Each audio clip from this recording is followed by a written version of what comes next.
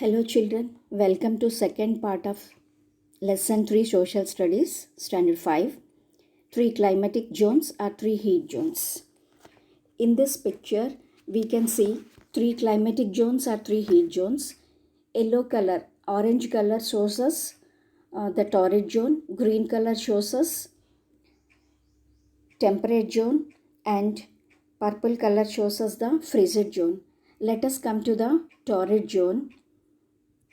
The area on both sides of the equator between the Tropic of Cancer and the Tropic of Capricorn is called the torrid or tropical zone.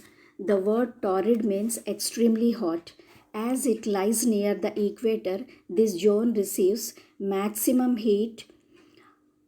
It is hot throughout the year here. Next comes temperate zone. The torrid zone lies on the both sides of the equator between the Tropic of Cancer in the northern hemisphere and the Tropic of Capricorn in the southern hemisphere.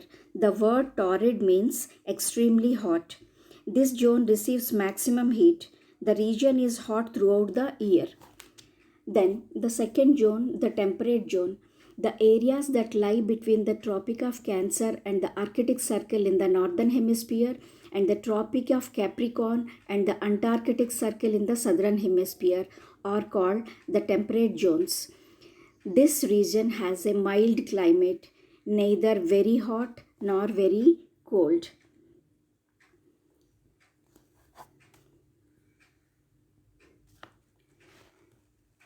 Temperate zones lie between the Tropic of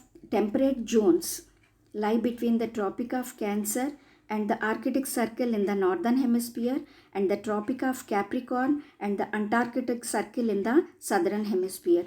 This region has mild climate, neither very hot nor very cold. Then let us come to third zone, the frigid zone.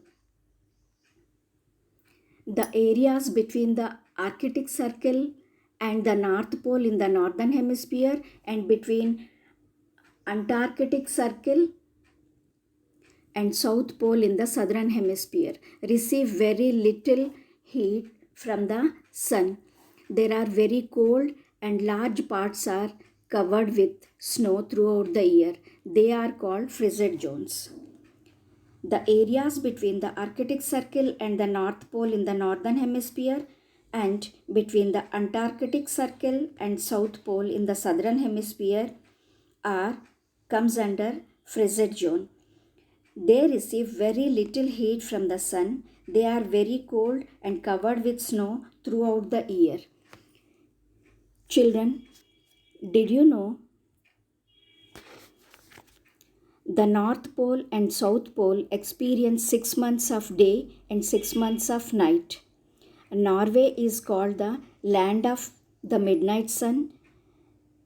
Why? Because the sun stays in the sky through the night and day. Now, second feature, that is heat above the sea level. Have you visited a hill station? You know that it is cooler up in the hills than in the plains, even if the two places are the same distance away from the equator. The higher you go, the cooler it becomes. The peaks of high mountains are covered with snow throughout the year. Thus, the higher a place is from sea level, the cooler is its climate.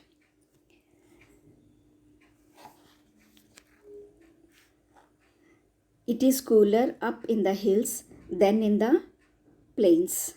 The peaks of the high mountains are covered with snow throughout the year. The climate of a place which is higher from the sea level is cooler than the places in the plains. Now let us come to third feature, distance from the sea. Water heats up and cools more slowly than land. This affects the climate of places near the sea. They are warmer in winter and cooler in summer than places far away from the sea. For example, Mumbai is closer to the equator than Delhi. We can therefore expect it to be warmer than Delhi during summer. But this is not so because Mumbai is situated on the sea coast. This makes its climate moderate. Water heats up and cools more slowly than the land. This affects the climate of places near the sea.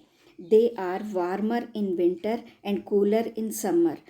Coastal climate is moderate. Example, though Mumbai is closer to equator, remains moderate in summer than Delhi, which is warmer in summer. Children, remaining part of the lesson will be continued in the next video.